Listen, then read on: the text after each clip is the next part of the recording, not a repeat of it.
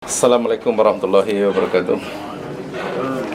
A'udzubillahi minasyaitonir rajim. Bismillahirrahmanirrahim.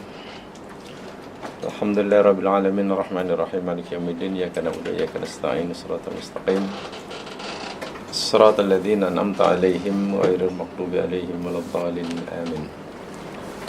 Rabbi shrah li sadri yassir li amri wahlul 'uqdatam min lisani yafqahu qawli amma ba'd.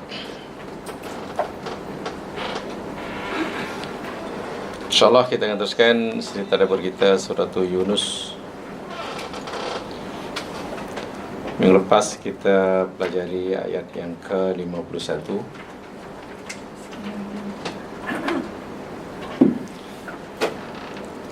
Ayat yang memberitahu kita bahawa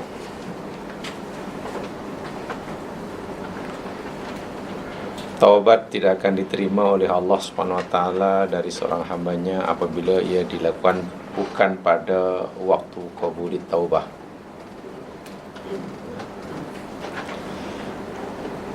Taubat tidak diterima kecuali ia dilakukan pada waktu qabulit taubah. Ai antakuna taubah waqta qabuliha.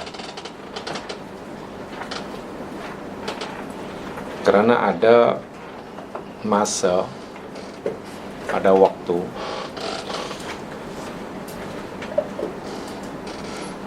yang taubah seseorang tidak akan diterima bila ia melakukan pada waktu tersebut.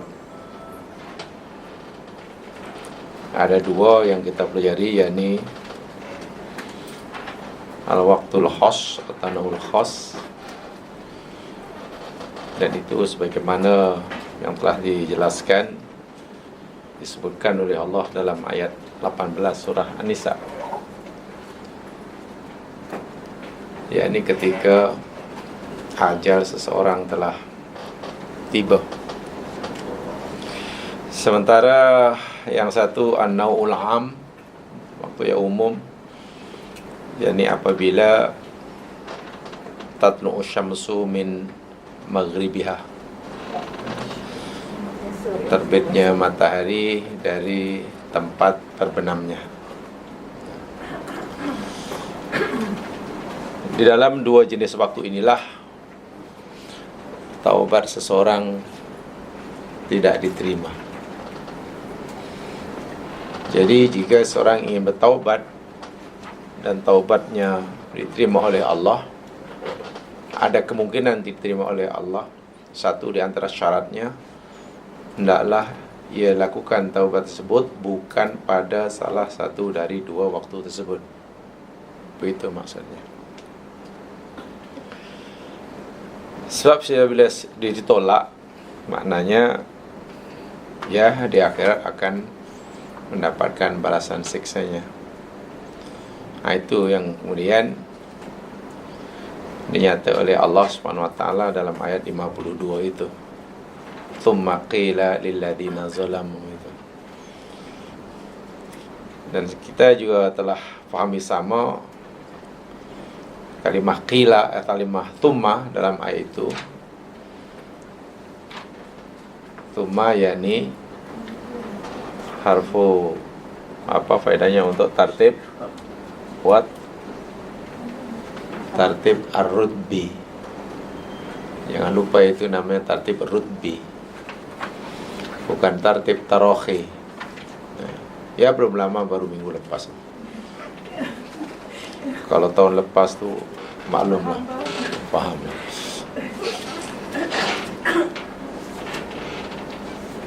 Artinya apa? Apa yang disebut selepas tsumma tingkatannya lebih tinggi daripada yang disebut sebelumnya. Jika sebelumnya orang-orang yang zalim itu diancam oleh Allah dengan azab dunia, siksaan dunia, maka apa yang Allah sebutkan selepas tsumma, yakni dzuqu adzabal khuldi, itu azab akhirat.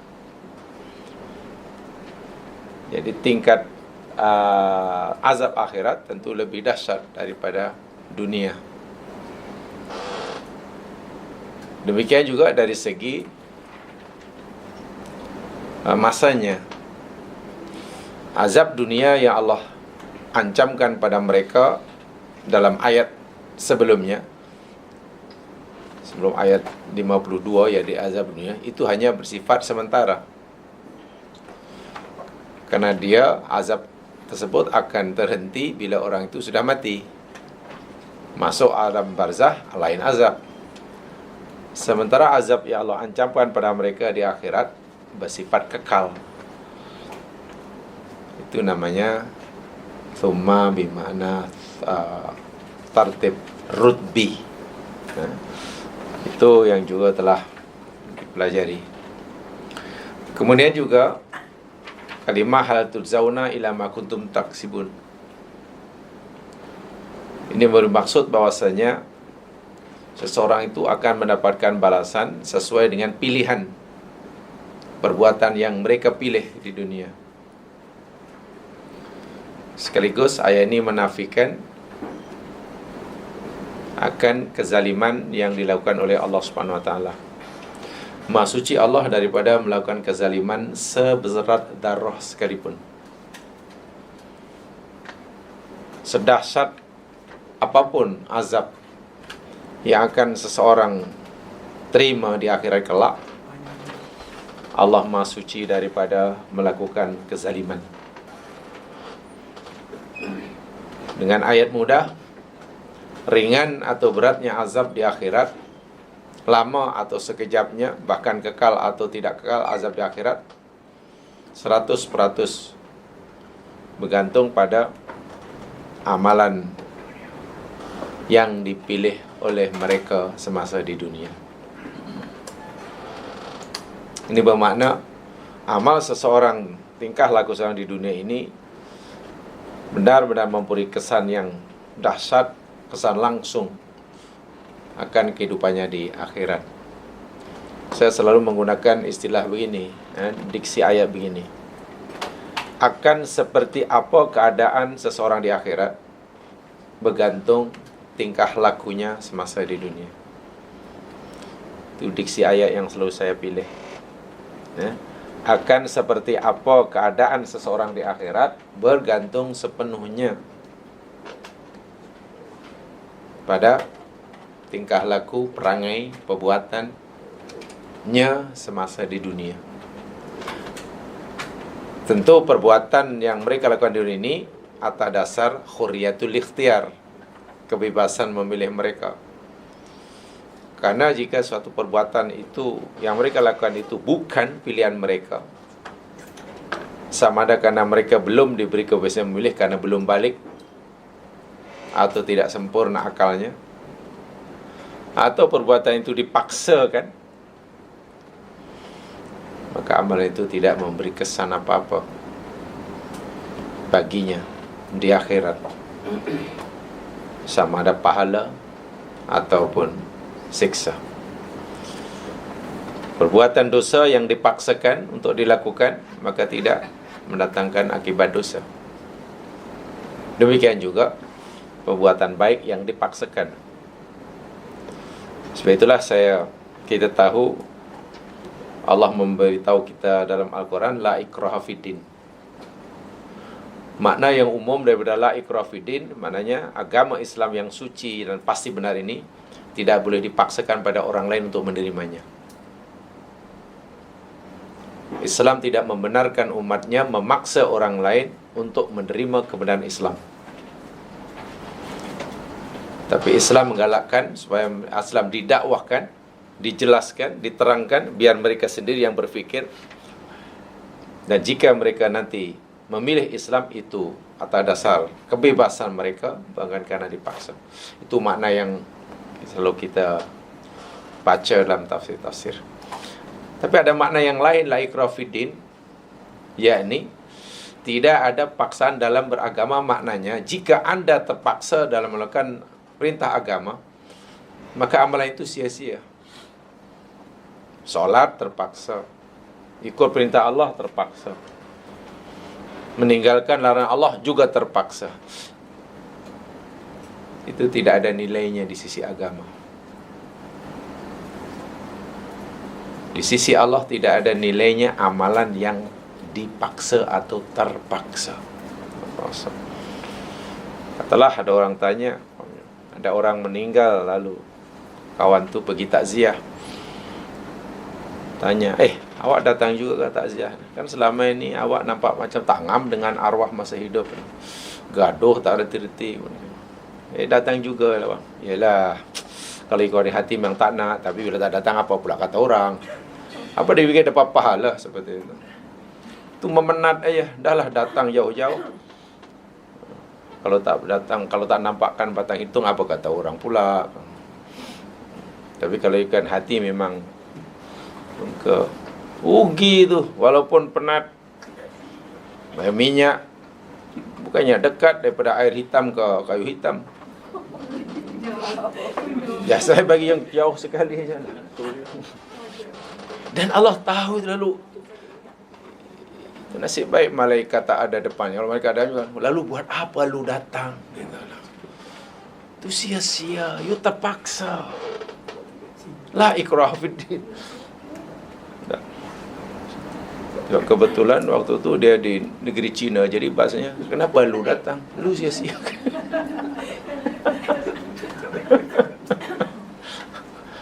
Masya Allah. Itulah jadi wala hal tujzauna ila ma kuntum ta'malun, tu benar-benarlah bukti keadilan Allah. Kita tidak akan diberikan balasan, sama ada balasan siksa atau balasan pahala, melainkan semata-mata hanyalah balasan bagi amalan yang kita pilih, bukan yang dipaksa atau yang terpaksa di dunia. Ni yang kita telah pelajari minggu lepas. Jadi sekarang kita akan teruskan ayat ke-53. A'udzu billahi minasyaitonir rajim. Bismillahirrahmanirrahim. Wa yastanbi'unak ahaqqun hu qul wa rabbi innahu la haqqun. Susah nak diterjemahkan ayat nanti ni. Wa ma antum bimu'jizin. Wa yastanbi'unak, wa dan yastanbi'unaka, mereka bertanya akan kau atau minta berita, perkhabaran daripada naba'un. Naba'un itu berita, tapi berita yang besar, berita yang dahsyat. Baru berita yang biasa-biasa namanya khabarun. Khabar itu berita yang biasa-biasa. Sebab itu surat khabar, tak boleh surat naba'. Naba' ini berita yang besar, berita tentang akhirat, berita kiamat, berita siksa, berita tentang surga, neraka, yang berita tentang alam barzah. Nah, orang yang banyak menyampaikan berita yang besar-besar namanya nabi. So rootnya sama tu. Nabiyun dengan naba'un itu rootnya sama. Nun, ba, hamzah. Nabiyun. Dari segi kalimat, daripada segi kalimatnya, nabiyun maknanya orang yang dilantik oleh Allah untuk menyampaikan naba'. Dan naba' yang ini berita yang besar-besar. Yang bukan yang... Sebab itu Nabi tak pernah beritahu pada sahabatnya pagi-pagi, baik sahabat sekalian, nak bagi tahu ni berita baik hari ini, kedai sebelah itu hari ini ada grand sale. Tak ada itu.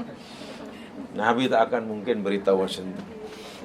Tolong kalau ada harga runtuh. Itu berita kecil. Hati-hati jalan sebelah sana, jangan lalu tu ada unta gila. Nabi tak akan beritahu benda-benda macam itu.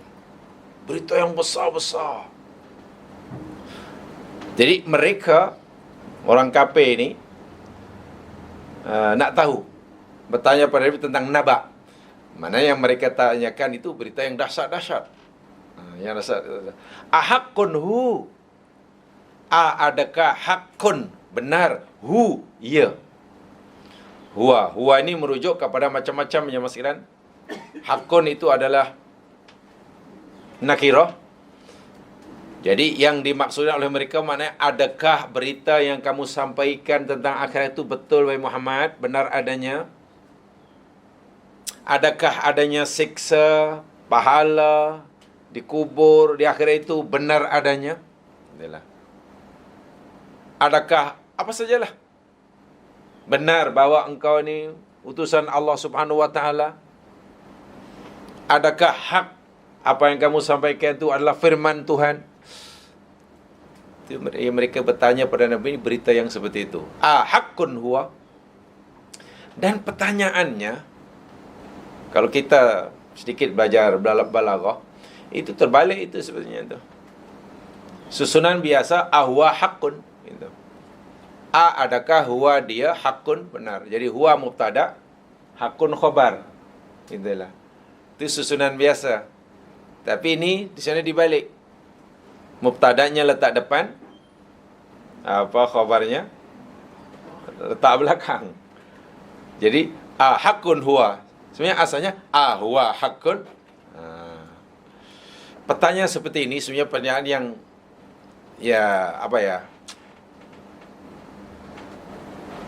saya nak beri contoh lain ya. Ini dari segi bahasa supaya kita dapat memahami tadabbur, jadi kita berusaha untuk coba memahaminya lebih detail semampu kita. Cuba lihat dalam ayat lain, saya nak bagi satu contoh.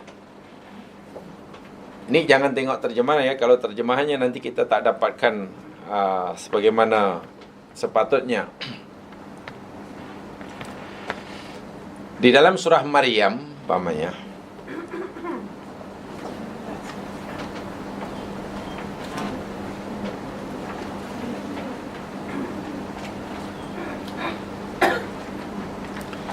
surah Maryam ayat 46.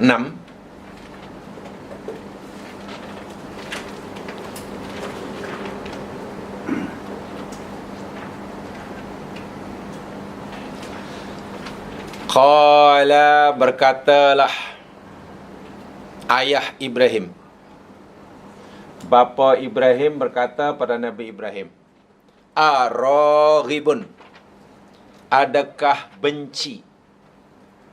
Raghib benci karena ada an di belakangnya. Ada an alihati itu. Kalau belakangnya ada fi, maknanya suka. Adakah benci anta engkau an alihati akan Tuhanku wahai Ibrahim, ya Ibrahim? Araghibun anta an alihati ya Ibrahim? Adakah benci engkau akan Tuhanku wahai Ibrahim? Ini terbalik. Susunan nahwu biasa, anta itu, adakah engkau raghibun an alihati? Terbalik. Sekarang apa perbezaannya? Saya nak bagi contoh yang mudah saja.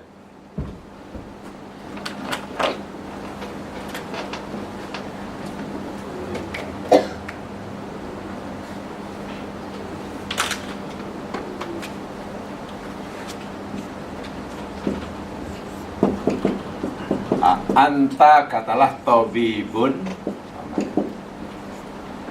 Anta tabibun dengan atabibun anta. Tabibun anta.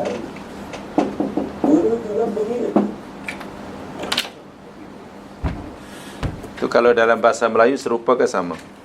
Tabib, tabib lah. Doktor, ya tabib aja lah. Bahasa Melayu pun tabib juga. Hanya kalau doktor biasanya belajar ilmu barat, kalau tabib belajar ilmu Cina. Biasanya begitulah. Kalau dia belajar perubatan itu, perubatan barat dipanggil doktor, tabib itu. Tapi kalau perubatan itu yakni ilmu timur dipanggil tabib. Sebab belajarnya di perubatan timur. Kalau ilmu barat, doktor. Kalau belajar di Sarawak, tabib aja. Sebab yang dipelajari akar-akar kayu.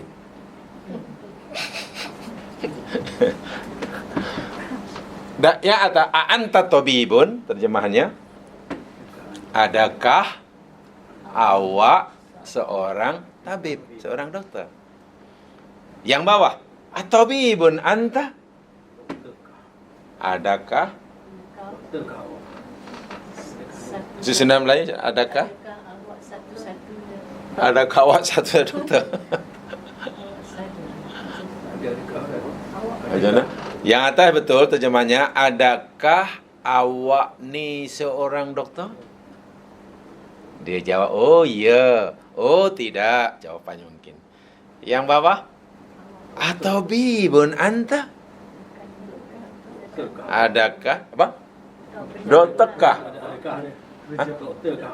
Doktorkah awak? Susunan itu serupa ke sama maksudnya? Doktorkah awak ini? Yang satu, adakah awak seorang doktor? Maksud saya makna yang terkandung serupa ke sama? Jemaah sekalian, dalam bahasa Arab ini sebetulnya apa yang dikenai oleh mutakalim yang bercakap itu berbeza. Baik, kalau saya bertanya pada seseorang dan saya ingin tahu sama ada dia doktor atau bukan, saya kan dia tak tahu dia ni doktor atau bukan, awak ni doktor atau bukan, maka saya akan tanya, a'anta tabibun? Apapun yang dijawab, jawapan yang diberikan pada saya terima. Dia kata, ya, na'am, ana tabib. Ya, aku seorang doktor. Baru, oh, ya.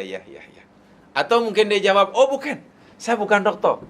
So, apapun yang jawapan yang diberikan, saya menerima. Karena ketika saya bertanya, anta tabib itu, yakni, saya kosong, fikiran saya kosong tentang orang ini siapa. Itulah. Tapi kalau saya tanya, atabibun anta, dalam hati saya, dalam fikiran saya sudah tidak percaya yang orang ini seorang doktor. Karena saya sudah tidak percaya, maka saya akan tanya, atabibun anta? Kemudian kalau dia kata, oh ya, saya doktor, dia jawab saya doktor, saya masih tak percaya. Saya baru percaya bila dia kata, ya, saya bukan doktor. Itulah memang, dia dah kata dia, awak memang doktor. Jadi apa deh? Yang kedua itu lebih bersifat, apa namanya itu? Pertanyaan yang lebih bersifat, yalah memang ada kesan. Bukan pengesahan. Suudon ya? Prejudis namanya. Prejudis bukannya? Apa namanya? Pertanyaan prejudis macam itu. Sinden. Pertanyaan yang menyudutkan lah, mendiskreditkan. Karena apapun yang dijawab, dia tak percaya. Apalagi bila saya sudah tak percaya yang orang ini seorang doktor. Itu dah ada dalam kepala saya, sudah ada dah. Jadi saya tanya itu sebenarnya bukan inginkan kepastian. Sebab itu apapun yang dijawab, ya, katalah dia cakap, ya, saya datang, wallahi, demi Allah, saya seorang doktor. Tak percayalah. Jadi saya bertanya itu bukan ingin tahu, tapi saya hanya ingin, ya apa namanya itu. Jadi pertanyaan seperti ini, orang bertanya seperti ini, agak-agaklah jawapan yang diberikan itu boleh mengubah persepsinya atau tidak?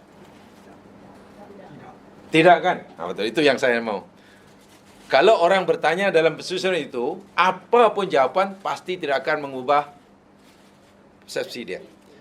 Orang kafir tanya pada Nabi Muhammad, dia tak percaya Nabi itu adalah utusan Allah. Dia tidak percaya yang disampaikan Nabi itu adalah firman Allah. Dia tidak percaya bahawa orang mati hidup semula dan akan dibangkitkan dan disoal bla bla bla bla. Dia tak percaya semuanya itu. Dalam kepala dia sudah ada perkataan, dia tak percaya. Karena dia tak percaya, dia tak kata huwa haqqun, tak. Dia kata ahaqqun huwa. Sebab itu jika Nabi jawab dengan ya, semuanya benar, mereka tetap tidak percaya. So ayat seperti ini, susunan seperti ini, apa namanya ya?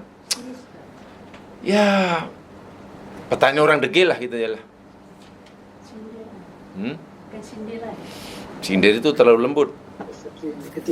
Bapa Nabi Ibrahim Bahawa Nabi Ibrahim sudah yakin bahawa Nabi Ibrahim ini adalah benci kepada apa? Tuhan-Tuhan mereka, kan? Ayah Ibrahim sudah yakin seyakin-yakinnya bahawa Nabi Ibrahim ini musuh kepada Tuhan-Tuhan yang mereka sembah, musuh kepada mereka yang menyembahnya. Itu yang dah ada dalam kepala dan hati bapa dia. Lalu tanya pada Ibrahim, bukan inginkan jawapan. Sebab apa-apa yang dijawab oleh Ibrahim, pasti akan dinafikan. Sebab itu dia kata, ar-raghibun anta. Katalah Ibrahim kata, oh tidak, saya tidak benci. Awak benci. Katanya. Lebih-lebih lagi jika Ibrahim kata, ya, I benci, kan? Coba, percaya macam mana agaknya kalau kita... Ya ini memang tidak ikhlas lah.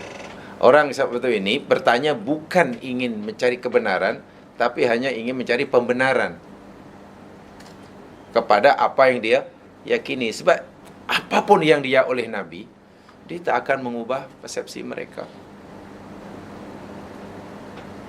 Jadi wayastambi'unak, mereka bertanya, minta berita, memberitahu kepada engkau Muhammad yang bertanya ini sebetulnya sudah ada keyakinan, itulah. Sudah ada keyakinan dalam dirinya.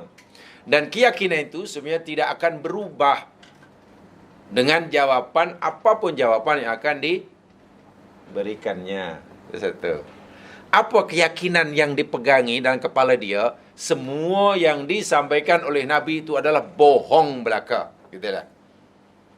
Akhirat itu bohong, surga neraka itu bohong. Ini kata firman Tuhan itu bohong. Muhammad mengaku dirinya sebagai utusan Allah itu bohong belaka. Jadi ahakun huwa ini kita boleh fahami, ia pertanyaan yang keluar daripada mulut orang yang kufur, kan? Orang yang tidak percaya. Ingkar. Dan keingkarannya bukan sikit-sikit, bukan orang yang ragu. Bukan orang yang ragu. Yang bertanya ini pasti orang yang hyper ingkar. Bukan super ingkar. Hyper ingkar. Kalau kafir itu apa atas kafir namanya? Yang kafir lebih namanya apa ya? Ini bukan kau ya. Ya kafir totok lah, itulah. Memang kafir totok. Sebab apa Aziz? Kafir. Kapio. Kapio. Sebab itu tengok jawapan dia. Masya Allah. Kul. Jamaah sekalian, ini artinya na'am. Tapi diguna pakai untuk pertanyaan yang seperti itu. Inilah. Adakah awak menyukai dia? Itu biasa. Itu biasa. Adakah awak menyukai dia? Sukakah awak pada orang macam tu? Adakah awak seorang doktor? Naam. Jawapannya. Tapi kalau at-tabibun anta, jangan jawab naam. Jawablah itu maknanya naam, tapi diguna pakai untuk soalan yang macam tadi lah. Yang macam apa tu ya? Saya tak tahu itu susunan dasar pelajaran. Sebab dahulu saya tidak ambil BM. Dulu saya tidak ambil BM, saya ambil BI. Bahasa Indonesia. Tak ambil BM, saya ambil BI. Itu pun tak lulus. Jadi itu yang tahu pakar bahasa boleh merasakan itu. Macam mana kalimat yang maknanya sama? Naam itu ya, itu pun iya. Tapi di sini kenapa tak gunakan naam? Sedangkan dalam ayat yang lain ada kalimat naam. Ya. Ada jawapan naam dalam Al-Quran. Lihat katalah nikmat Allah apa firman Allah Subhanahu wa taala yang gunakan naam.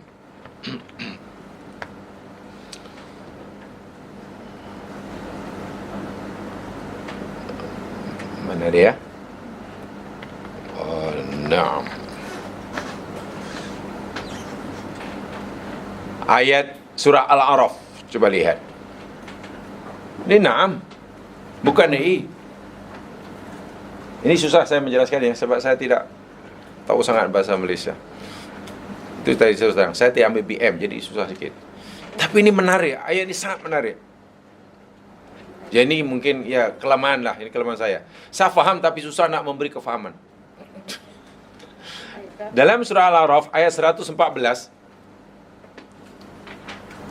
tengok ketika berlaku dialog antara Fir'aun dengan ahli-ahli sihir yang menjadi ayam tambatannya.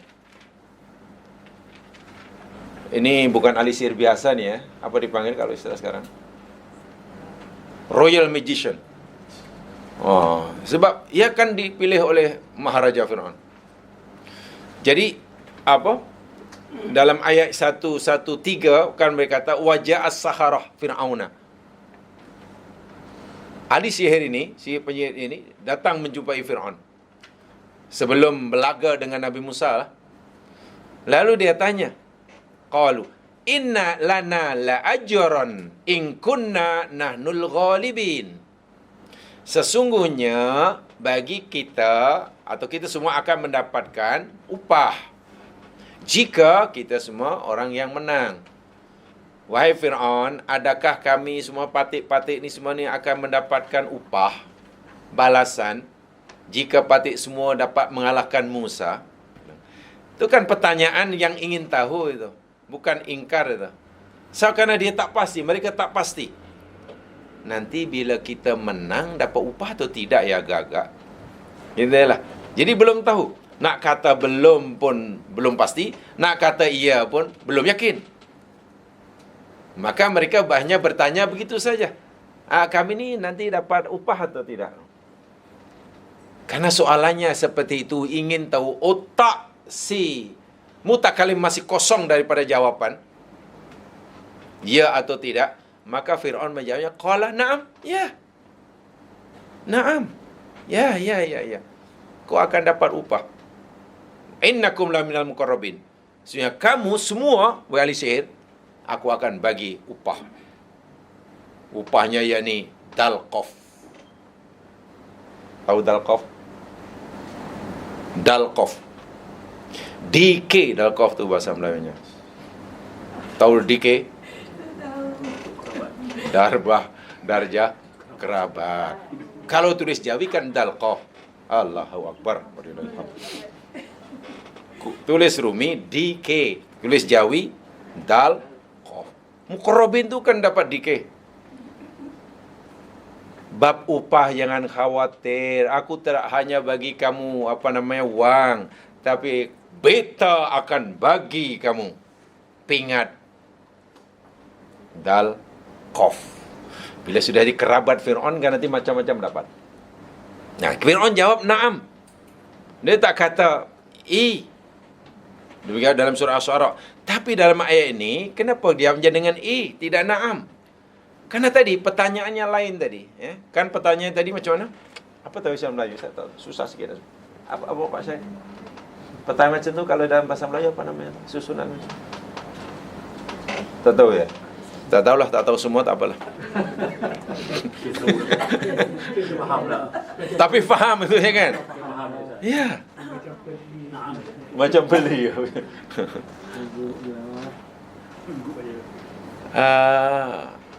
Doktorkah awak ini? Jawab. Jangan na'am. Tapi adakah awak seorang doktor? Na'am. Adakah awak ni seorang Melayu? Na'am. Ya, saya Melayu. Melayukah awak ni? Tahu tak kita? Oh, indah sungguh. Cantiklah bahasa Al-Quran ni jemaah sekalian. Jangan jawab na'am, lari nanti makna dia. Walaupun maksud terjemahan Melayunya sama, gitulah. Jadi dari situ kita tahu apa yang difikirkan oleh mukhatab ketika bertanya pada Nabi, yastambi'una, ketika mereka kata ahakun huwa. Inilah keistimewaan bahasa Al-Quran. Bahasa Al-Quran ni boleh mentakbirkan, boleh menjelaskan apa yang ada dalam fikiran seseorang. Jadi apa yang ada dalam fikiran seseorang dan hati seseorang boleh ditakbirkan, diungkapkan dengan bahasa Arab. Bahasa Melayu tidak mampu. Sebab ahakun huwa dengan awahakun maknanya lain. I dengan na'am maksudnya lain. Bukan terjemahnya ya, terjemahnya sama saja. Itu iyalah. Ya, nam. Kalau bahasa Melayu apa ya? Pasti. Bahasa Melayu.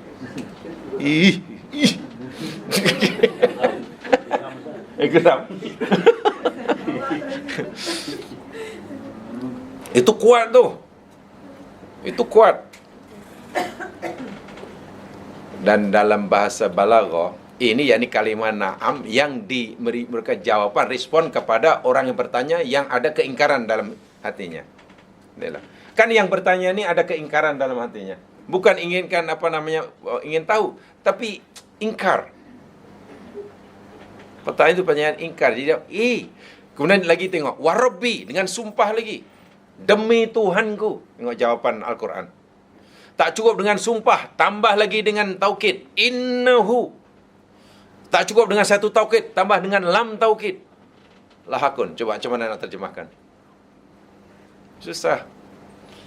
Sebab itu jawapan kul rabb wa rabbi innahu lahakun.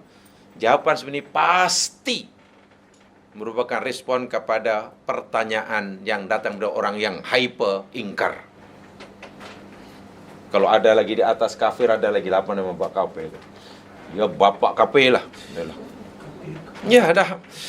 Artinya orang yang bertanya ini sedikit pun tidak ada keyakinan bahawa apa yang disampaikan Rasulullah itu benar adanya. Itulah. 100% bohong. Nabi Muhammad itu 100% penipu. Begitulah.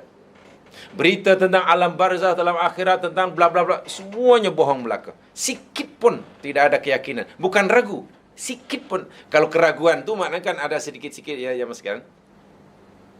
Syak. Kalau syakun maknanya ada sikit-sikit lah ya. Mungkin 30-70 lah. 30-70, 30 itu syakun tu. Kan? Apa namanya? Roibun. Tapi kalau syakun tu kan sama. 50-50, 50-50 itu namanya syakun. Tapi kalau 60-40 gitu kan. 60-40 yang apa namanya 60 itu dipanggil dhannun. Itulah. Ini dhannun. Jadi orang ini kosong, memang ingkar 100%. Sehingga jawabannya pun Masya Allah susunan dia. Warabbi, sumpah. Innahu, taukid. Lam, taukid lagi. Hakun. Ini hanya, saya kata tadi, diberikan pada orang yang ingkar. Jadi apa yang kamu dustakan itu demi Tuhanku, sesungguhnya dia sungguh ianya benar belaka.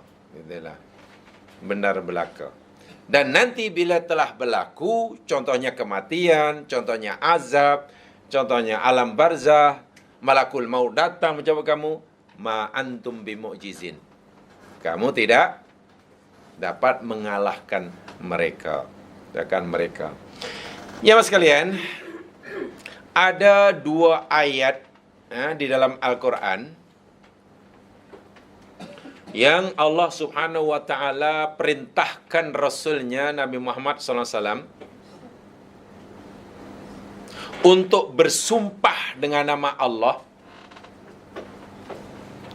ketika memberi jawapan kepada orang yang mengingkari hari pembalasan.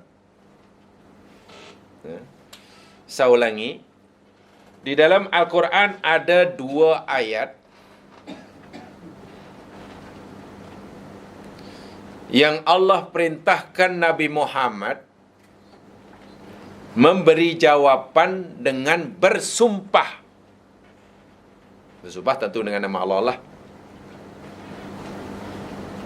Kepada mereka yang mengingkari hari pembalasan. Jadi, kepada orang yang mengingkari hari pembalasan, bila bertanya kepada Nabi, karena mereka ini ingkar, Allah suruh Nabi sebelum memberi jawapan itu, kena bersumpah dengan nama Allah. Ada 2 ayat. Pertama, lihat dalam surah Saba ayat 3.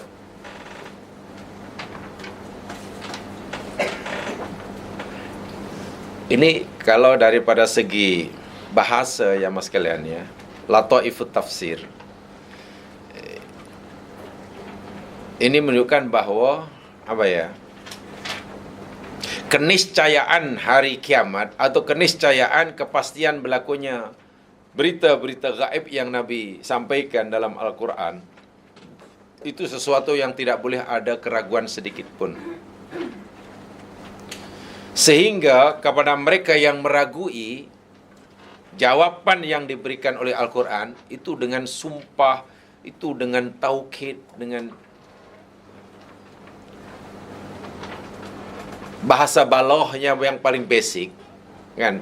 Kalau dalam bahasa ilmu balaghah yang paling basic, bila kita bercakap dengan ayat yang tidak ada sumpah, tidak ada taukid, namanya kalam ibtidai, kan? Allahu qadirun, itu kalam ibtidai. Allah itu maha kuasa. Kalam itu ditujukan pada orang yang hatinya kosong, khaliyud dhihni. Khod ini mana hatinya kosong. Kosong maknanya kalau kita beritahu Allahu qadirun, Allah maha berkuasa, dia pun percaya. Tapi kepada orang yang dalam hatinya ada keraguan, meragui akan kuasa Allah, kita tak boleh beritahu pada dia Allahu qadirun. Kita kena tambah satu taukid. Innallaha qadirun. Innallaha qadirun. Sesungguhnya Allah itu maha berkuasa. Dah ada satu taukid. Kalau ayat itu ada satu taukid, mana ayat itu ditujukan pada seseorang yang hatinya ada keraguan. Nah, bila ayat itu ditujukan pada orang yang hatinya ada keingkaran, bukan ragu, ingkar, tidak percaya sama sekali, maka bubuh taukid lebih daripada satu, dua ke tiga, kalau perlu bersumpah. Sehingga kita kata innallaha laqadirun umpamanya, atau wallahi innallaha laqadirun. Jadi bila semakin banyak penguatnya taukid dan sumpah, itu menunjukkan bahawa ayat itu ditujukan pada mukhatab yang hatinya penuh dengan keingkaran. Gitulah. Namanya kalam ingkari. Yang tidak ada taukid sama sekali namanya ibtidai. Yang ada satu taukid namanya talabi. Itu balaghah yang paling basic. Tapi dalam ayat ini adalah lataif tafsir yang luar biasa. Surah Saba ayat 3. Wa qala alladhina kafaru la ta'tina as-sa'ah. Tengok. Dan berkatalah orang-orang kafir itu. Orang berkata tak semesti, tak, bukan bermakna berkata dengan mulut ya. Dalam Al-Quran ini banyak sekali jemaah kalimah qala itu tidak hanya bermaksud ucapan yang keluar daripada mulut, tapi qala itu bermaksud keyakinan. Itulah. Saya ulangi. Kalimah qala dalam Al-Quran tidak semata-mata bermakna bercakap dengan mulut. Walaupun qala tu mana berkata lah. Tapi qala lebih kepada keyakinan. Contoh umpamanya, innal ladzina qalu rabbunallah. Sesungguhnya orang-orang yang qalu, mereka berkata Tuhan kami adalah Allah. Tsumastaqamu, guna istiqamah. Takkan maksudnya hanya kata Allah Tuhan kami. Kan? Itu mana orang yang beriman. Orang yang yakin bahawa Tuhannya adalah Allah. Jadi qala di situ jangan diartikan, jangan difahami hanya bermakna mengucap. Tapi ia sudah menjadi keyakinan, akidah terpatri dalam hati, kemudian istiqamah. Tidak mungkinlah iman yang istiqamah bila iman itu hanya keluar daripada mulutnya. Nah, demikian juga dalam ayat ini, qala alladzina kafaru, berkatalah orang-orang kafir. Itu jangan hanya difahami bahwa orang kafir pernah berkata dengan mulutnya saja. Oh tidak. Tapi dalam maksudnya keyakinan orang kafir ialah la ta'tina sa'ah. Tidak datang, tidak berlaku kepada kami adalah kiamat. Mana kiamat ni bohong lah. Orang kafir kata kiamat ni bohong. Berita tentang kiamat ni palsu. Itu bukan ucapan semata-mata yang tanpa kesan hukum. tanpa kesan hukum. Tapi ianya keyakinan yang ada dalam hati mereka bahwa kiamat itu tidak akan terjadi. Maknanya hidup selepas mati itu bohong, gitulah. Nah, kepada orang yang seperti ini Allah suruh Nabi kul. Tengok. Sebelum jawabnya mesti sumpah dahulu. Wa Rabbi. Itu sumpah tu. Wa Rabbi. Demi Tuhanku. La ta'tiyannakum. Dah ada sumpah, ada dua taukid. Tengok. Wa Rabbi itu sumpah, ada dua taukid. Taukid pertama lam. Taukid kedua nun belakang tu. Nun sabedu tu. Nun sabedu tu taukid juga tu. Atau ada yang memahami lam depan tu lam qasam. Lam qasam diikuti dengan nun sabedu. Sungguh pasti ianya akan. Wah. Ada sumpah lagi. Nih. Jadi kalau kita baca ini cara usrub Al-Quran ya. Bila sedang bermukhatab khitab kepada orang-orang yang tidak percaya akan kebenaran Al-Quran, ya kita sebenarnya menjawabnya dengan sumpah dahulu. Wallahi. Betul. Wallahi apa yang kami katakan dia benar belaka. Wallahi surga itu adalah hak. Wallahi. Kepada orang yang tidak meyakininya. Itu satu. Yang kedua, yakni dalam surah At-Taghabun. At-Taghabun ayat 7.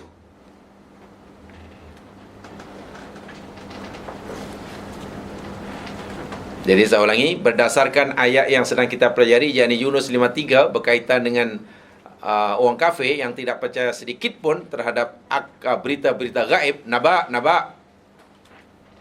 alam akhirat atau dan macam-macam lah.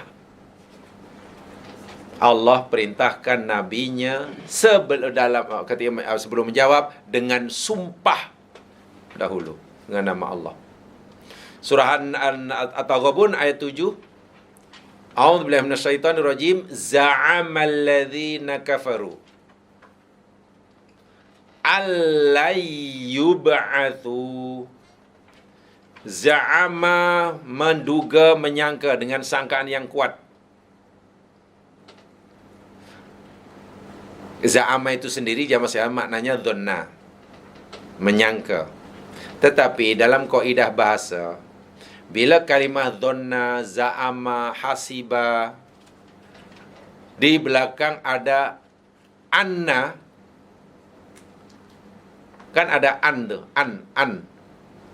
Maka za'ama, dhanna, hasiba maknanya bertukar. Daripada menyangka, menduga menjadi yakin. Taghabun ayat 7 ya. Kalau tak ada Taghabun ayat 7, tulis surat kepada Jakim bahawa Quran itu menggelirukan. Cepat. Saya ulangi, za'ama, dhanna, hasiba itu makna asal menyangka, mengira, menduga. Tetapi dalam kaidah bahasa Arab, bila diikuti dengan huruf anna, taukid khafifah atau thaqilah, maknanya berubah, bertukar daripada menyangka, menduga menjadi yakin. Jadi dalam ayat ini jangan diterjemahkan menyangka. Za'amal ladzina kafaru, artinya orang-orang kafir yakin. Yakin, ya saya yakinnya. An bahwasanya, an ini namanya taukid khafifah. Kalau thaqilah ada sabdu, anna. Kalau anna itu thaqilah. Kalau an saja itu khafifah. Ringan ya, diringankan. Lan tidak akan, tengok, dia tak kata tidak akan. Yub'atsu, mereka dibangkitkan. Bukankah itu makna keingkaran yang maksimum itu? Orang kafir yakin bahwasanya mereka tidak sekali-kali akan dibangkitkan. So pengingkaran yang maksimum itu Allah perintahkan nabinya untuk meresponnya dengan sumpah. Kul, katakan Muhammad, bala wa rabbi. Sumpah. Nah, ini bala ya. Tadi tadi na'am. Ada tahu bezanya? Terjemahan Melayunya mungkin sama ya. Kalau terjemahan bebas, bala tu ya, na'am. Tahu bezanya? Penggunaan maksud saya. Tadi yang na'am, saya tanya na'am dengan tahu penggunaannya bezanya, tahu. Walaupun saya masih belum faham bahasa Melayunya macam mana, susunan apa itu saya. Nanti insyaAllah kalau ada masa saya pelajari itu bahasa Melayunya itu. Apa? Ya kan bagus deh. Saya selalu kata, syarat untuk tahu tu kena tak tahu dahulu. Jadi tak tahu itu ilmu. Bersyukurlah bila kita banyak tak tahu. Karena banyak tak tahu itu adalah ilmu yang sendiri. Dan iyalah. Tapi kalau orang tak tahu yang dia tak tahu, mana tak ada ilmu. Ilmu apa? Ilmu tahu yang dia tak tahu. Dengan modal tak tahu itulah nanti akan tahu. Itu bagi saya luar biasa itu. Dengan na'am tadi sudah tahu. Sekarang bala pun terjemahan iya juga. Penggunaannya jamaah sekalian, jika pertanyaan istifham itu istifham manfiyah, kalimat bertanya tapi nafi. Kan? Bila kita hendak mendidakkan, gunakan iya. Bila nak mengiyakan, gunakan tidak. Apa kalau dalam bahasa Inggrisnya itu? Apa namanya itu? Kalimat seperti itu apa namanya? Awak seorang dokter. Bukankah seperti itu? Dalam Quran banyak sekali ini. Alastu birabbikum, apa jawabannya? Bala. Sebab alastu birabbikum itu soalan manfiyah. Kan pertanyaan, adakah aku ini bukan Tuhan kamu? Bukan Tuhan kamu. Allah tak kata, adakah aku Tuhan kamu? Itu senang jawabannya, ya, engkau Tuhan kami. Tapi kalau Allah tanya, adakah aku bukan Tuhan kamu? Jangan jawab iya. Kalau jawab iya, nanti kafir kita. Contoh mudah lah. Seorang ibu marah kepada anaknya karena nasihatnya tak pernah didengar oleh anaknya. Jadi ibu ni dah memang dah give up, fed up sungguh lah. Akhirnya, nak awak ni, bukankah aku ni mak awak nak? Macam mana jawab anak? Bukankah aku ini mak awak nak? Kalau anak jawab, ya. Tu anak deraka. Ya. Sebab kalau disambung, ini bahasa yang betul ya. Kalau disambung, ya, awak bukan mak saya. Tengok. Bukankah aku ini, adakah aku bukan Tuhan kamu? Alastu birabbikum? Ya, engkau bukan Tuhan kami. Kan kafir kita. Alaihissallahu biahkamil hakimin? Jawabannya, bala. Jadi kalau kita hendak menidakkan, gunakan iya, na'am. Kalau kita nak mengiyakan, gunakan tidak. Adakah aku bukan Tuhan kamu? Allah kata, oh tidak ya Allah. Tidak, jangan iya. Tidak, engkau Tuhan kami. Biasanya ada dalam bracket bahkan. Oh tidak ya Allah. Bukan begitu ya Allah. Bahkan engkau Tuhan kami. Bukankah semalam mak dah bagi awak duit nak? Oh tidak mak, tidak, bukan begitu mak. Bahkan mak sudah bagi saya duit. Bukankah aku adalah mak awak? Oh bukan mak, bukan. Tidak begitu mak. Bahkan engkau mak kami. Begitulah. Jadi Bala itu artinya tidak, tapi digunakan untuk mengiyakan jika pertanyaannya istifham manfiyah. Manfiyah, gitulah ya. Awak ni lupa ke? Bukankah saya ni suami awak?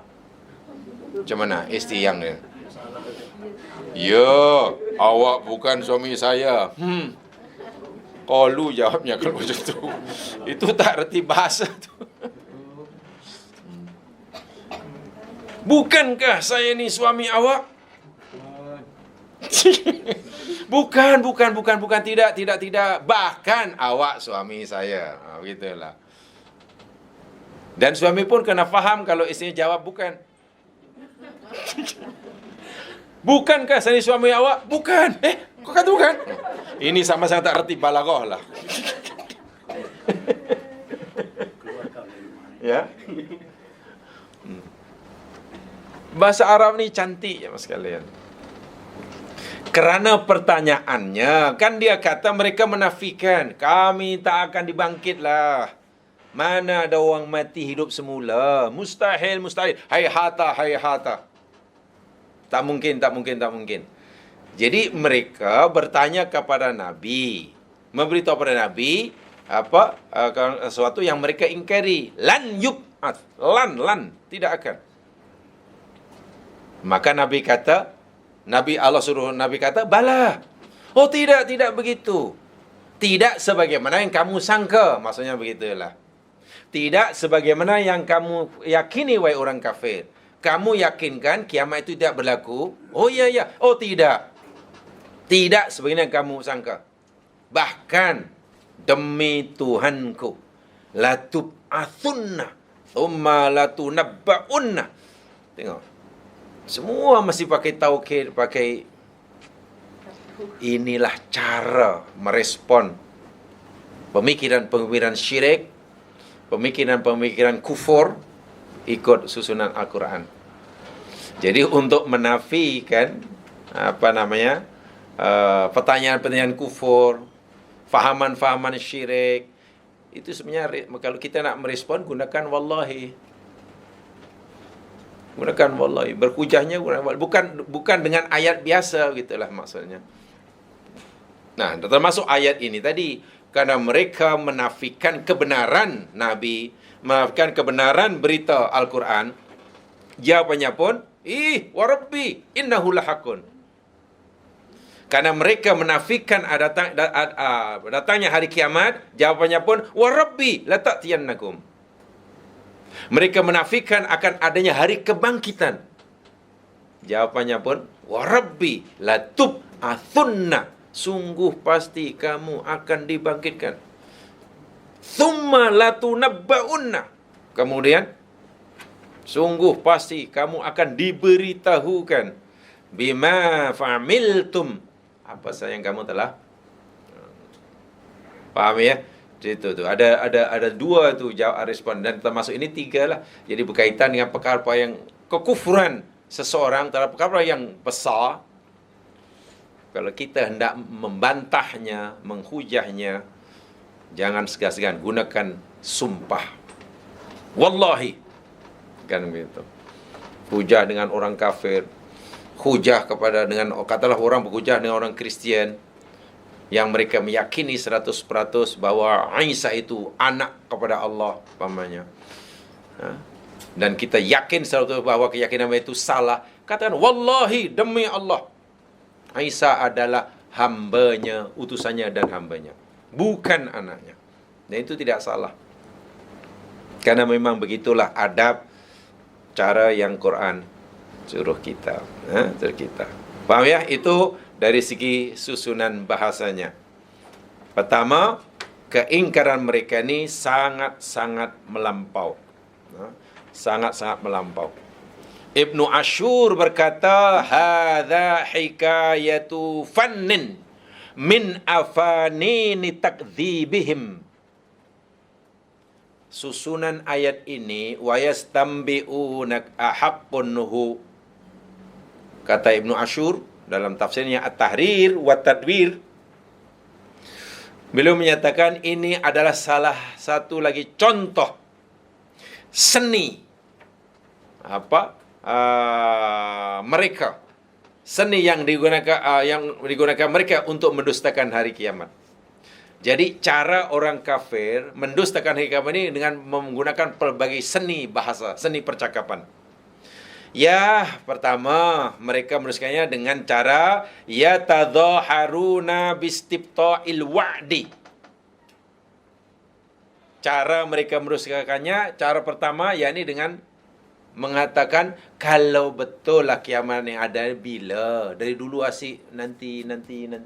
Kan ayat sebelumnya kita temukan ya ucapan mereka mata hadal wa'du kan. Mata hadal wa'du, mata. Itu cara pertama.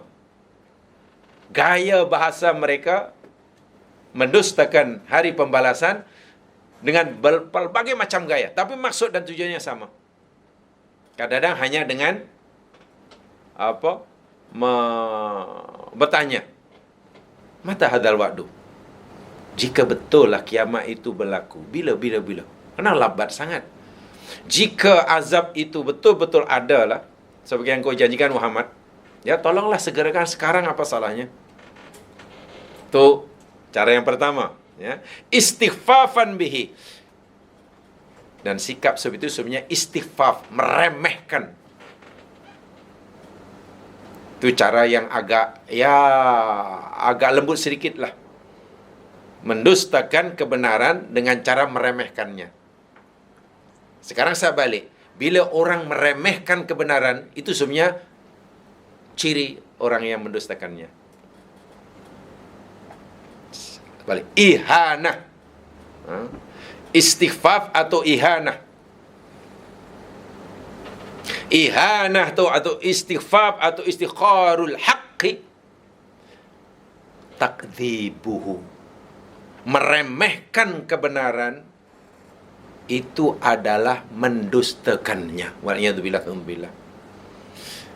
Sebab kalau nak kata kami tidak percaya, itu kan terlalu ketara itu. Kami tidak percayalah, itu nampak sangat kufurnya. Jahatnya itu ketara sangat. Tapi kalau kata apalah benda macam itu pun, apalah macam itu pun diceritakan. Tak tahulah Nabi Muhammad ni macam kurang kerja. Bab makan pun diaturkan tangan kanan lah, itulah. Nak makan tangan kiri, tangan kanan pun kalau namanya cili pasti pedas. Lainlah kalau dengan tangan kanan pedas, tangan kiri manis, balu ini apa? Itu sebenarnya dah jatuh takdzib. Itulah maksud saya. Sebab itulah ketika sahabat disuruh oleh Nabi makan dengan tangan kanan dan dia enggan dengan alasan tak mampu, mastata'tum la astati. Aku tak boleh ya Rasul, tak boleh. Nabi kata istata'ta. Hang boleh. Sebab Nabi tahu orang tu ada tangan kanan dan tangan tidak sakit. Nabi tak mungkinlah menyuruh sahabatnya melakukan perkara yang dia tak mampu. Tapi masih degil juga. Nabi kata tidak ada yang menghalangnya. Ma mana'ahu. Tidak ada yang menghalang orang itu untuk makan dengan tangan kanan. Id amartu, ketika aku menyuruhnya, ilal kibar. Kecuali karena kesombongannya. Nabi suruh makan dengan kanan, dia boleh buat, tapi dia kata tak boleh buat. Sebabnya hanya satu, kata Nabi, kerana sombongnya. Maka Allah tegur spontan waktu itu. Jadi dia pun tidak mampu mengangkat tangannya. La yarfa'u yada fifi. Tidak lagi mampu mengangkat tangannya ke mulutnya. Ya, makan dengan kiri, ditegur oleh Nabi. Suruh dengan tangan kanan, tak mau. Ditegur oleh Allah ketika itu. Tak mampu mengangkat tangan ke mulutnya. Hadis itu setakat itu aja, jangan tanya lebih. Kalau tanya lebih, biasanya saya tak mau. Lepas itu sakit ke, sembuh ke, elok kan? Tanya kepada yang lain. Kalau saya tanya, saya tak akan jawab. Sebab lepas itu dalam sehari sembuh. Sembuh tak apalah. Ya kita akhirnya bila katalah ada yang lepas itu sembuh punya. Pasti kesannya kita meremehkan perbuatan teguran Allah tadi. Tak apalah, semua ingat terus lumpuh hingga mati. Itu akan memberi kesan kita meremehkan tadi hukuman Allah tadi. Itu bahayanya. Sebab itu bila tak ada sambungannya, ya sudah jangan. Kalau cerita. Ya. Lepas itu sembuh ke tidak ya? Tak payah. Saya pernah sampaikan ya Mas Kiran. Jadi saya tak jawab. Sekali tak jawab tu, orang tu mungkin kecil hati atau mungkin mungkin dianggap saya sombong. Saya pertanyaan yang tak ada kena-mena dengan agama. Kan dalam hadis Nabi dicontohkan, Nabi beritahu kan bagaimana Allah membuka pintu taubat seluas-luasnya kan. Nabi cerita dahulu, ni dalam hadis sahih, ada orang membunuh 99 orang kan, campur satu. Mana? 100 lah. Yang terakhir itu yakni yang dibunuh itu yakni padri, pandai tapi tak bijak. Alim tapi tak bijak. Bunuh hanya 100 kan. Kemudian dia masih menyesal dan ingin bertaubat kan. Akhirnya dia menemukan jalan atas orang dan meninggal, dan kata Rasulullah SAW diampun dosanya dan masuk. Kan itu cerita tentang betapa luasnya pintu taubat. Itu sebenarnya yang perlu kita tumpukan ke situ. Masya Allah, kita jangan putus asa. Sebab Quran kata la taqnatu min rahmatillah. Saya ingat apa yang saya sampaikan itu supaya fokus kepada jangan putus asa mencari rahmat Allah. Sebanyak manapun dosa kamu, terus mohon ampun. Terus. Nanti Allah akan ampunkan. Dan kita tidak tahu bila Allah akan mengampunkan selagi belum. Kan itu sebenarnya pengajaran tadi. Jadi sekali saya tanya tu, akhirnya saya ingat tanya bab itu, tak saya nak tanya. Orang sampai 100 orang masa itu tak ada polis ke? Coba. Macam mana kalau kita ditanya? Saya pun tak ada polis ke macam tu? Sampai 100 orang tak tertangkap tu. Senang-senang bunuh orang. Saya pun jawab, dia minta maaf, saya tak tahu karena waktu itu saya belum lahir. Gitu. Rupanya jawaban saya tak memuaskannya. Ya sudah. Kalau jangan tak memuaskan, ya sudah. Karena saya pun tak puas hati dengan pendaan itu. Kenapa ya hadis yang begitu penting maknanya tak masuk dalam hati kita, tapi yang nak dimasukkan malah yang 100 orang. Tak tertangkap pula tu. Pak Syed, macam mana tu? Dia ketua polis. Dia ketua polis. Andaian. Betul je Mas Yan. Tak semua pertanyaan tu boleh dijawab. Lalu apa gunanya nak berkaji sampai? Peliklah sungguh. Pelik sungguh, tak perlulah sampai macam tu. Jawapan saya senang aja. Yang minta maaf saya tidak tahu karena waktu itu saya belum lahir. Udah. Jadi saya ulangi, cara mereka mendustakan kebenaran itu macam-macam. Gaya bahasa dia. Ada menggunakan istilah mata hadal wa'du, yakni meremehkannya. Ya, kalau ada pun bila macam bohongnya, asyik nanti. Ini namanya istighfaf, meremehkan. Istighfar. Dan kesimpulannya, meremehkan kebenaran itu adalah mendustakannya. Itu bahayanya. Meremehkan kebenaran itu adalah mendustakannya. Kalau dia mendustakan, kenapa tak kata saja tak percaya? Kami tak percaya itu. Ya, terlalu jahat sangatlah. Terlalu nampak sangat. Hati-hati. Hati-hati. Bahkan kalau dalam bab dosa ada istilahnya, ihtiqaru dzambi akbaru minadz dzambi. Itu kalau dalam masalah dosa. Ihtiqaru dzambi akbaru minadz dzambi.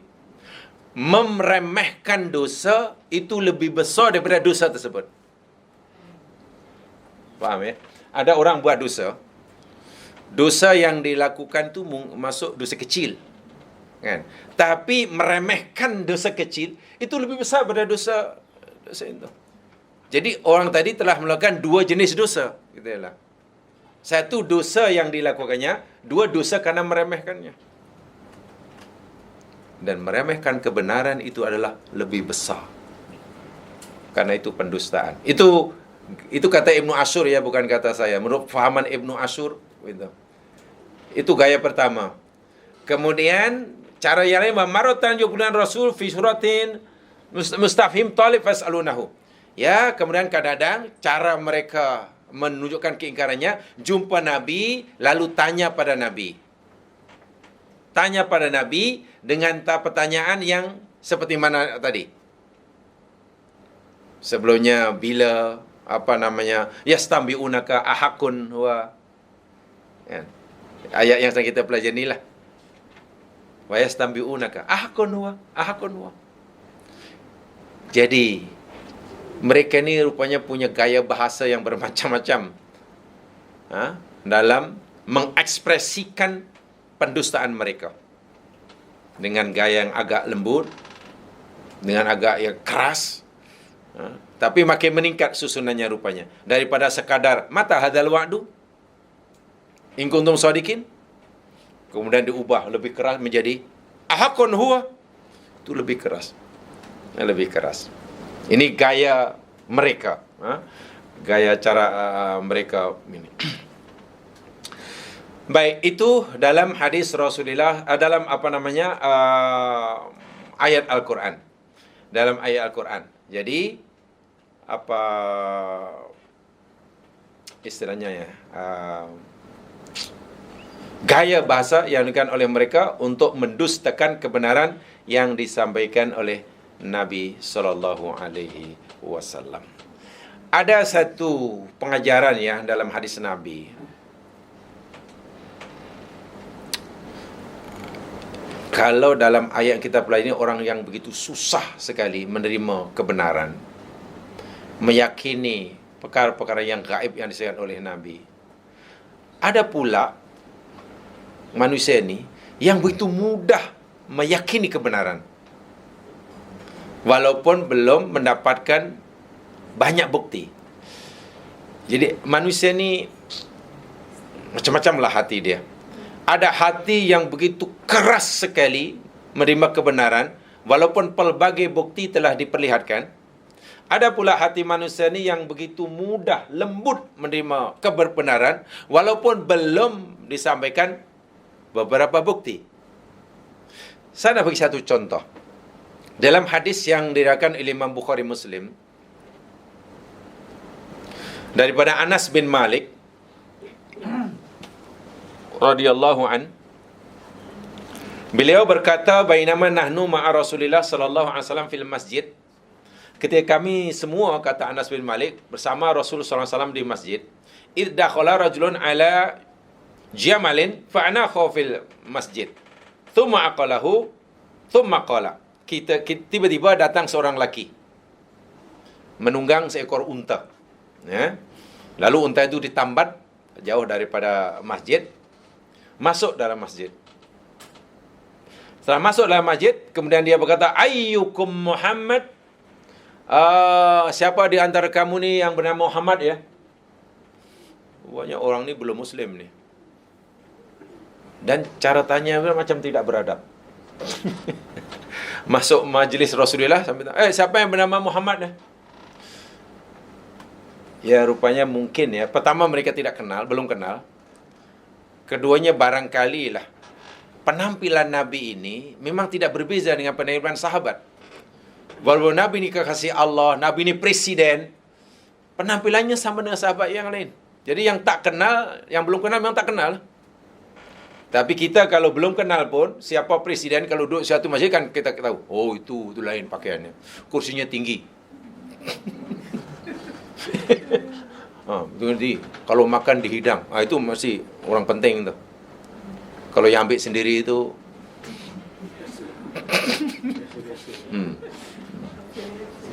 biasa-biasa kan. Tapi yang dilayan tu mesti orang penting tu. Beza antara jemputan biasa dan VIP itu lain. Yang juta yang VIP itu ya itulah makannya dilayan dan sekali aja. Kalau yang asyik menambah itu mesti jemputan biasa itu.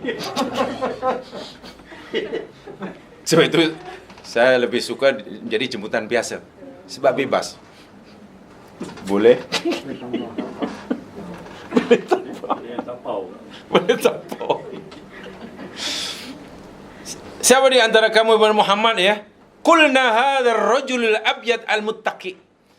Lalu sahabat ada yang menjawab, "Oh, awak nak cari siapa Rasulullah tu tu. Yang pakai baju yang sangat putih yang sedang bersandar tu. Muttaqi itu mana sedang bersandar tu. Tuh ada seorang lelaki yang putih, cerah wajahnya dan sedang bersandar. Faqala, lalu dia berkata, Ibnu Abdul Muttalib, awak ni anak Abdul Muttalib ke? Orang Arab ni jamaah sekalian, keturunan itu mana Ibnu ni ya, bukan maknanya Muhammad bin Abdul Muttalib, tidak. Abdul Muttalib itu kan atuk dia. Jadi Ibnu tu mana anak cucu lah. Maksudnya, betul ke awak ni zuriat Abdul Muttalib? Begitulah kalau bahasa kita. Qala Nabi, lalu Nabi kata, qad ajabtuk. Ya, aku sudah jawab. Faqala inni as'aluka, sesungguhnya aku nak tanya kepadamu, wahai keturunan Abdul Muttalib, fil mas'alah, dalam satu masalah, fala tajin aliyya fi nafsik, yang engkau tidak ada dalam dirimu. Qala salma badalaka. Nah, kira begini ajalah. Awak boleh tanya apa sajalah yang kamu tak tahu. Tanya apa saja yang engkau tidak tahu. Qala as'aluka bi rabbika wa rabbi man qablaka. Allahu arsalaka ilan nasi kullihim. Aku bertanya kepada engkau, wahai keturunan Abdul Muttalib, dan aku bersumpah dengan Tuhanmu dan juga Tuhan-Tuhan sebelum kamu. Dia tak kata wallahi, karena ya aku bersumpah dengan Tuhan kamu dan Tuhan orang sebelum kamu. Adakah Allah yang mengutusmu menjadi utusannya kepada seluruh manusia? Aku dengar kamu ini mendakwa diri kamu ni utusan Allah. Aku nak tanya, betulkah Allah yang menyuruh kamu menjadi utusannya? Nabi kata, Allahumma na'am, ya. Ya, akulah utusannya. Qala an sudukallah, Allahu amuruka, Aluhu amaraka an tusalli salawatul khams fil yaumi wa lailah. Aku nak tanya lagi satu. Betulkah Allah yang menyuruhmu dan umat kamu untuk salat 5 waktu sehari semalam? Betul ke? Sebab aku dengar macam tu. Aku dengar kamu suruh orang lain salat 5 waktu sehari semalam. Betulkah Allah yang menyuruhmu begitu? Qala, Nabi menjawab, Allahumma na'am. Ya. Betul. Allahu amuruka anta summa hadha sahra minas sanah. Pertanyaan berikutnya, betulkah Allah yang menyuruh kamu untuk kita berpuasa 1 bulan setiap tahunnya? Mana bulan Ramadan? Qala Allahumma na'am. Ya. Betul. Allah yang suruh kita berpuasa sebulan setiap tahunnya. Allah amuruka an ta'khudha hadhihi sadaqah min aghniyaihim fatuqas wa tuqsimuha ala fuqara'ina. Betulkah Allah yang menyuruh kamu mengambil harta orang kaya, sebagian harta orang kaya untuk diberikan kepada orang-orang fakir? Sedekah lah maksudnya. Zakat. Betulkah Allah yang suruh kamu mengambil sebagian harta orang kaya untuk diberikan pada orang-orang fakir? Nabi jawab, "Na'am." Iya. Betul. Apa yang kamu katakan betul. Qala, tiba-tiba orang itu setelah jawapan itu, hanya mendapat jawapan, betulkah kamu ni anak keturunan Abdul Muttalib? Ya. Betulkah Allah yang menyuruh kamu menjadi utusannya? Ya. Betulkah Allah yang suruh kamu solat 5 waktu? Betul. Betulkah Allah yang suruh kita berpuasa? Betul. Betulkah Allah yang suruh kamu mengutip sebagian harta orang kaya untuk diagihan pada orang miskin? Nabi kata, iya, betul belaka. Tiba-tiba orang qala amantu bima ji'ta bih. Ya. Kalau itu aku yakin, aku beriman tentang apa yang engkau sampaikan itu. Wa ana rasulu min warai wa ana rasulu man warai min qaumi. Dan aku ni utusan kaumku yang di belakang. Aku sebenarnya datang ni mewakili kaumku yang tinggal di sana. Dan mereka akan menerima apa saja apa yang aku sampaikan kepada mereka nanti. Dan mereka pun akan mengambil sikap sebenarnya sikap yang aku ambil. Jadi jika aku menolak kamu sebagai utusan Allah, mereka pun akan menolak. Jika aku mengakui kamu sebagai utusan Allah, mereka pun pasti akan mengakui juga. Sebab aku ini orang kepercayaan mereka. Wa ana Dimanum bin Labah akhu Bani Sa'id bin Bakar. Nama aku, orang tadi belum sempat memperkenalkan dirinya. Tak tahulah ini etika perkenalan yang baik atau belum. Dia datang belum memperkenalkan dirinya, belum mengenal dari mana datangnya, terus menghujani pertanyaan pada yang lain. Kau siapa? Kau siapa? Tak tahulah kalau untuk ukuran hari ini mungkin ini cara pergaulan yang baru dia mengatakan, nama aku yakni Dimam bin Tha'labah. Nama aku ni Dimam bin Tha'labah. Aku daripada Bani Sa'id bin Bakar. Ya, sudah, itu saja. Kemudian balik. Rupanya itu dah menyatakan, tengok itu yang jenis orang yang mudah sekali beriman. Nabi belum cerita yang bla bla bla bla. Sebenarnya Nabi hanya menjawab pertanyaan mereka. Ingin kepastian, betulkah engkau? Betulkah? Setelah orang itu balik, apa Nabi jawab? Nabi komentar, in sadaqa dzul aqisatain yadkhulul jannah. Jika orang tadi yang datang tadi benar ucapannya, dia mengaku beriman pada aku dan dia akan solat 5 waktu, akan puasa Ramadan, akan bayar zakat tadilah. Jika betul lah membenarkan ucapannya, yadkhulul jannah, dia akan masuk surga nanti. Itu balik dah. Kalau baca hadis-hadis ini, Masya Allah ya, kita ada rasa macam targhib yang sangat kuat. Kan Nabi rupanya menawarkan surga ini senang. Masuk surga itu orang. Kan sangat mudah kan kalau baca hadis ini masuk surga. Tapi kadang-kadang sekarang susah masuk surga. Masuk neraka lebih senang sekarang. Bisa sikit pun hukum neraka. Itu bagi saya, cobalah disampaikan Islam ni yang lebih menyeluruh begitu kan. Hanya begitu, berjanji, kalau itu aku beriman, engkau utusan Allah. Dan aku akan sampaikan pada kaumku, engkau adalah utusan Allah, aku percaya, aku akan solat, aku akan puasa. Dan apa tadi? Berikan sebagian harta kepada yang miskin, yang kaya. Dia tak disebut haji di situ. Nabi boleh dengan tegas. Di dalam Bukhari Muslim ni. In sadaqah, bila orang tadi bercakap jujur dan dia melaksanakan apa yang diucapkannya, yadkhulul jannah, nanti masuk surga tu. Masya Allah. Kalau kita baca hadis ni, hati jadi tenang ya Mas Yan. Orang yang akhirnya Islam ni akan lebih mempunyai daya pikat gitulah. Hadis-hadis seperti ini kalau kita highlightkan, Islam punya daya tarikan. Sehingga orang yang kurang tarik, oh iya rupanya. Ini bukan mempermudah agama ya, jangan dianggap memperleceh agama. Tapi kalau orang yang sudah agak jauh daripada Islam, kemudian kita tawarkan Islam yang memang ada yang ketat mana yang rigid lah. Ini sangat sikit je. 60 tahun lah.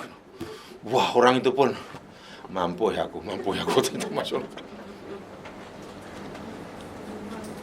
Betul, ini kaitannya dengan fikih dakwah ya. Jadi rupanya orang yang baru hendak jinak-jinak dengan Islam, tolong tawarkan Islam yang mudah-mudah. Tolong tawarkan surga.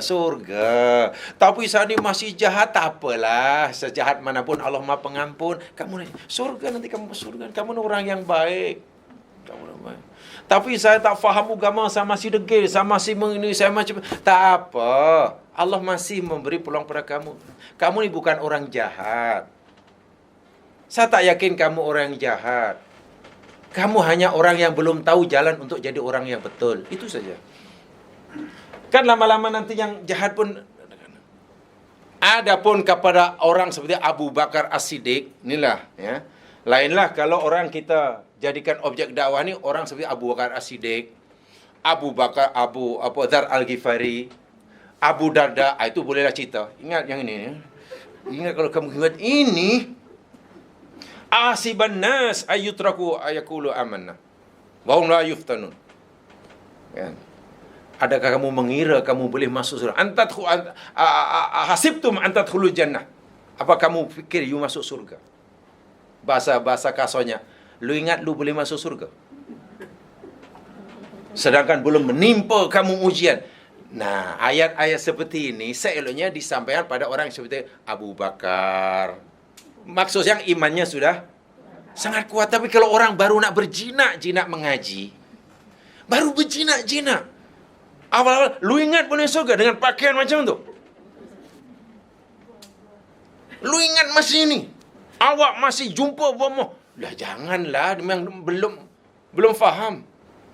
Cobalah ditarik dengan hadis-hadis yang seperti ini. Lama-lama salah dekat, salah meningkat, sekarang ni sudah macam Siti Hajar. Bila jadi Siti Hajar, bolehlah kita, lu ingat lu boleh masuk surga. Allah Maha tahu apa yang dalam hati kamu. Wah, jangan kamu terpedaya dengan amalan luaran kamu yang hebat. Jangan kamu merasa sudah sempurna. Allah Maha tahu apa yang dalam hati. Barulah dimasukkan yang kekeh-kekeh ini. Ini baru nak berjinak-jinak sudah disampaikan neraka 60 tahun ni kan. Ya kawan itu larilah. Pakaian pun tak apa ni. Saya pun tak faham. Saya pun bingung. Tatah malaikat pun bingung. Awak nak rekodkan lelaki atau perempuan macam ni kan. Sebab malaikat hanya ada 2 buku. Untuk lelaki, untuk perempuan. Untuk pria dan untuk wanita. Awak ni waria. Macam mana kau ni? Awak kena neraka ni. La'anallah. Kau keluar ayat dia. Ada Nabi keluar. La'anallah. Allah melaknat. Al-mutasyabbihat. Wal-mutarajjilat. Allah melaknat perempuan yang menyerupai lelaki. Dan lelaki yang menyerupai. Kita sampaikan pada orang yang waria. Yang baru nak. Larilah jamaah sekalian. Bukan yang disampaikan tu salah. Tapi tengok Nabi tadi. Nabi tahu orang rupanya baru nak kenal aku ni. Jadi ini sebenarnya kaitannya dengan fikih dakwah ya. Bukan tidak boleh menyampaikan yang keras-keras jamaah sekalian. Tapi itulah disarankan. Kalau depan kita ni Abu Bakar As-Siddiq, Siti Hajar, istri Nabi Ibrahim, ya bolehlah kita keluarkan ahasibtum an tadkhulul jannata wa lamma ya'tikum mathalul ladzina khalu min qablikum. Adakah kamu fikir kamu boleh masuk surga? Itu bolehlah. Sebab apa? Mereka ni sudah. Tapi kalau baru nak kenal, baru nak ni, kemudian keluar yang itu. Wah, saya ingat larilah, mesti larilah. Dan bila lari jangan kita pula yang marah. Itulah memang sudah khatamallahu ala qulubihim. Oh. Terus dicop khatamallahu. Memang awak ni summun bukmun umyung fahum lagi. Jadi maksud saya bila kita ittiba'ur rasul, jangan hanya itba' yang bagian tertentu yang kita merasa tak rugi mengikutinya. Itba' rasul semuanya lah, termasuk Nabi, cara Nabi menyampaikannya macam mana, cara Nabi bercakap pada orang kan sesuai dengan orang itu. Tengok kepada orang yang baru masuk Islam, Nabi kata, Masya Allah, sederhana sekali syarat untuk dia masuk surga. Tapi bagi sahabat yang sudah sangat, Masya Allah, akrab dengan Nabi, imannya sangat kuat, Nabi ketatkan lagi syarat untuk masuk surga. Contohnya ayat yang saya sebutkan tadi lah. Kamu fikir kamu boleh masuk surga dengan ini. Akhirnya mereka makin meningkat. Begitu ya. Itu termasuk ittiba Nabi itu macam itulah. Jadi tak boleh disamaratakan ya mas sekalian. Samaratakan. Tidak boleh, sama sekali tidak boleh. Berdakwah kepada orang yang sudah ahli mengaji, katalah di Lembah Kelang ini semua ahli mengaji. Dengan berdakwah di mana katalah?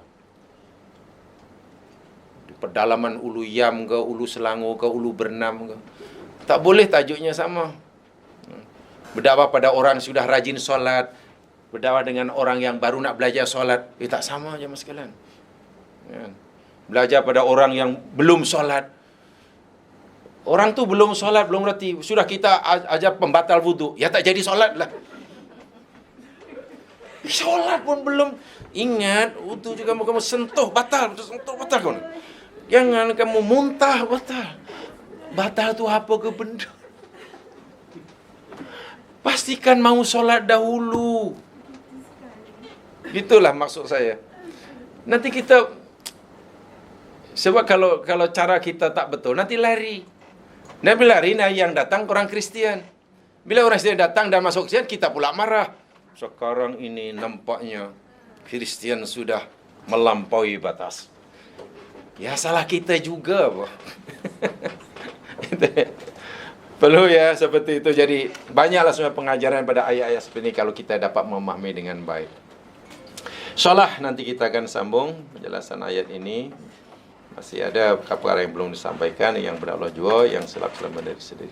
Subhanakallahumma bihamdika asyhadu an la ilaha illa anta astaghfiruka wa atubu ilaik. Insana fi khus illa alladziina amanu wa 'amilus shalihat wa tawassaw bil haqq. Assalamualaikum warahmatullahi wabarakatuh.